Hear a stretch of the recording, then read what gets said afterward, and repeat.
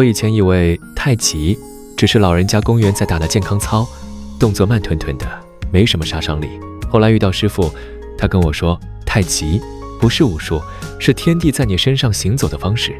我听不懂，但我看着他动，像风，像水，像什么都没做，却什么都掌握住了。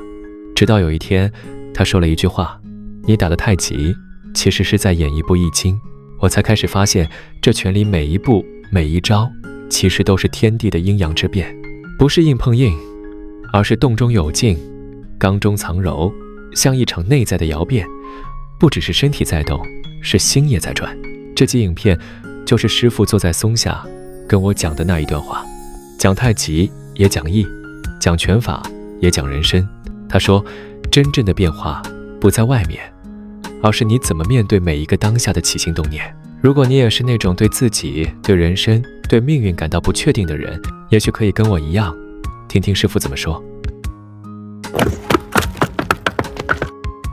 在这世间，若有人问我学太极为的是什么，我会说为的是懂得变化。变化之理藏在每一个看似微不足道的动作里，也藏在天地阴阳的交替之中。你若只学了拳招，记住了套路，那只是皮毛。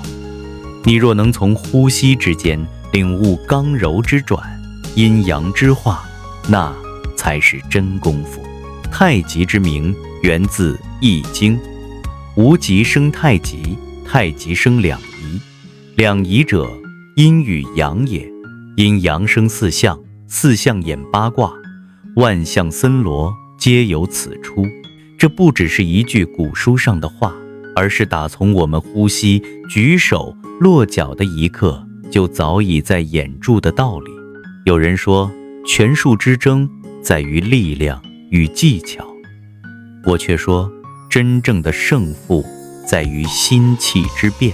你若刚硬到底，终必折断；你若懂得收放，懂得不争之争，才能在对方用力之时，化其力，夺其先。这便是以柔克刚的奥妙。你看这段古文写得多妙，彼以动为攻，我以静待之；彼以刚为用，我以柔化之。意思是说，对方若猛攻而至，我便静观其变，不贸然应对；他若以刚猛之力制人，我就以柔顺之势化其刚。这不是退让，而是智者的刚。太极之道不是任人欺侮，而是知进退，明虚实，见刚柔，会动静。这也是易经所说，刚柔相推而生变化，不是二元对立，而是彼此相生相济。当年我曾见一位老拳师，只用一招引进落空，便让一位壮汉失去重心，仆地而惊。他并未使出蛮力，只是顺着对方的气，将其带离中心，犹如抽去桌下支柱，桌面自然倾倒。那一刻，我才真懂何谓无畏而无不畏。权力之根在于心，你心若躁，气便乱，气乱则形散，形散则力失。反之，若心静如水，则气沉丹田，力发于根。动静之际，自有节度。太极拳虽是外显之技，然其内藏之理，实为养心之道。这也是为何古人言，太极之理，非徒为拳，实以修身养性为本。张三丰祖师曾言，拳者，动中求静也。静极而动生，拳不在快而在顺，不在力而在意。你若每一事都硬撑着气，便是用力之人，终必全失应变之机。唯有松柔自然，方可周身易驾，如此才能进入不丢不顶之境，手随心转，身与气合，天地不测。当年杨氏太极得于张氏三峰之传，再由杨璐阐入经授义。杨氏之权讲究柔中寓刚，刚中藏柔。其言曰：无一不合于理，无一不合于用。这正是太极之名权，得以传世之根本。所谓阴阳相根，刚柔相济，并非一句漂亮话，而是真实可验之身法与心法。在实际对敌之时，全若无阴阳互化之变，无虚实进退之巧，变成了死招。唯有彼动我先动之机，方为太极奥妙之处。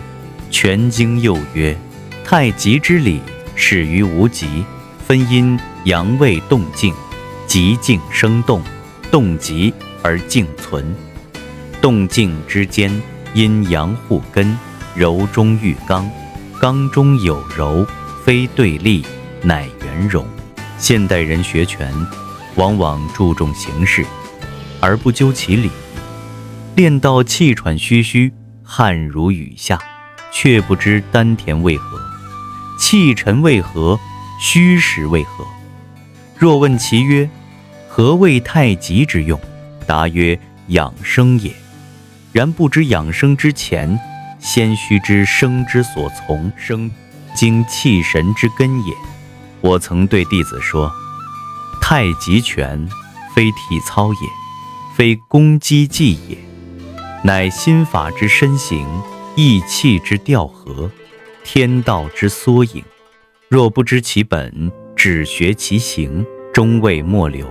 是以我常言：学太极，先学易，不识易，焉知太极？你若读易经，只看见卦象变化，圣人设卦观象，那只是书上的乾坤八卦。你若能从中体会动静之际，刚柔之化，看到阴阳的起伏，虚实的转换，那一卦就是一拳，一爻就是一步，一变就是一念。易的每一个故事，说的不是别人，是你自己；说的不是未来的命运，是当下你心气的变化。那些君子谦逊履，显如仪，居杯手中，不就是打太极时腰如车轴，气沉丹田，不逞强，不顶不丢的功夫吗？所以真正的义理不是在八卦图里，而是在你手里、脚下、呼吸之中。